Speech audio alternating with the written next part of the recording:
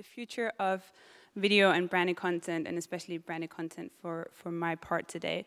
I feel like it's a bit hard to sort of predict the future because it's changing so much at the moment across formats, lengths, and genres.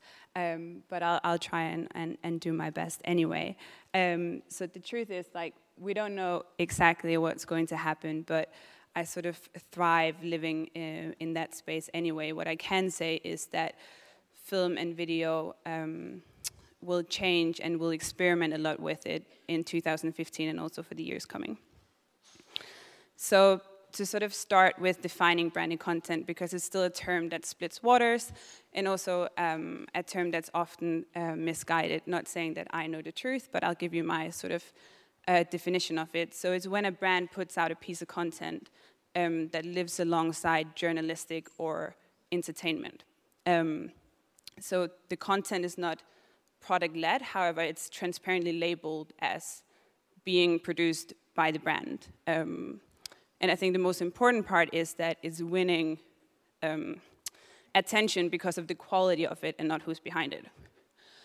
And although there are a lot of good examples of branded content at the moment, brands are still really far from being where the consumers are in terms of creating content, and also very far from having an established editorial voice. I'd love to go through some of my favorite examples, but I don't have that much time, so I'll do that later at the Q&A if you want to. But let me take a step back and introduce you to my first experience with creating brand, not branded content. Excuse me.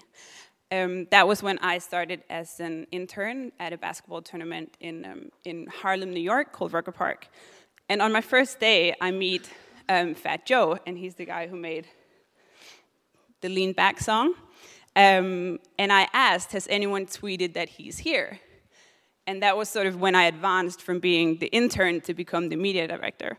And this is a quite funny picture, I think, because of Julia's "Where's Waldo?" comment. So this is the easy one of them. I think I got a little bit excited about the whole, excuse my outfit, the whole sort of music video scene. But here on, me and the CEO started creating sort of all the digital channels for the brand, and started creating content with artists and record labels and big brands like AT&T and Sprite. And from there, I went to start my own video production company. And from then I went to a VC to work as a business developer. And then from there, I sort of merged those two skills into the role I have now at Crane TV. So Crane is started 5 years ago as a video magazine, producing videos within contemporary culture and arts. And, sorry, I need water. And we publish about 15 videos a month within 5 verticals, which is art, design, travel, fashion, and food. And then 2 years into our existence, brands started coming to us asking if we could create sort of the same kind of editorial content for them. And that's how the commercial side of our business started.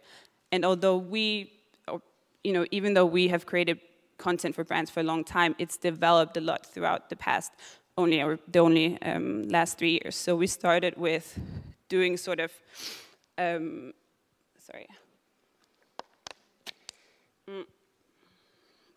So we started producing content that was very much in the line with the editorial content we were already producing, so very sort of portrait style. To then doing brand artist collaborations and documenting that, to now doing projects such as developing a TV show for a big brand in Brazil that's going to air primetime on TV. So our content production has also developed a lot for brands throughout the last 3 years. So although I'm in a room filled of publishers with a lot of integrity, and I myself come from a publication that has a good level of authenticity, I'm not afraid to say that I love working with brands. And I'll go as far as saying that you and me and I, as editors, are the near future of marketeers. And if you aren't excited about branded content and don't know too much about it yet, I'll try and give you my 5 best reasons for why you should be a little bit excited about it. So first of all, brands are realizing that their audience has a target audience, and they're realizing that in order to sort of build or to win their time, trust, and interest, they need to create content that are relevant on a level that's still so complex that most content out there that hasn't been put out by an already established successful publisher has been successful because of media spend or by luck. And I think that's interesting for us to know and sort of embrace.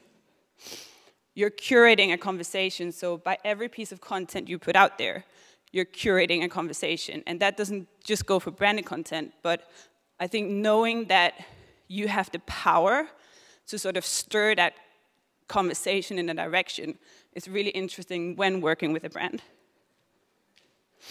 It's not easy for anyone or everyone to be interesting. And I think, so I've always had a passion for, communicative challenges. And it is not easy to be interesting. And especially not easy for a lot of brands to be interesting. And I think we have the power to make them interesting on a much deeper level than what has been possible up until now. Funding. So as content creators, that's something we can all relate to, sort of the troubles of funding your project or your work. And I think that with what's going on now, so I personally obviously believe in the sort of the beauty of the authenticity of sort of going the bootstrap way in terms of producing your work. However, I do think that there are now endless possibilities to, it's also related to what Jeff just showed us, to sort of still create something that you believe in, besides, regardless of a brand paying for it. Human beings connecting with other human beings. So I think it's really interesting how there's sort of been, okay, let me rephrase that. So when you think about brands, you think that they're trying to connect numbers with human beings. And that is true because we as people have designed the world to sort of, a lot of it at least, to work around money.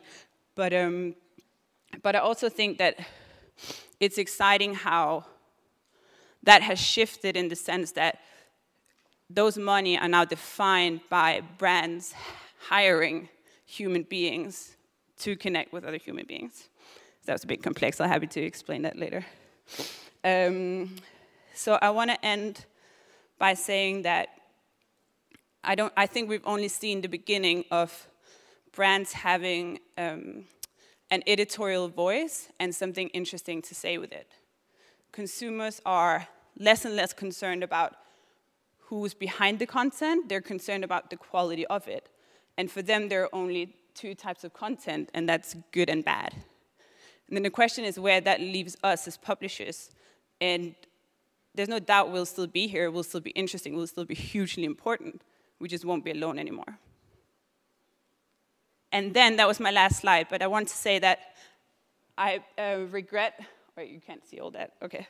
I regret a little bit sort of not having written anything about that all brands obviously don't want to be media houses, and all content creators don't want to work with brands.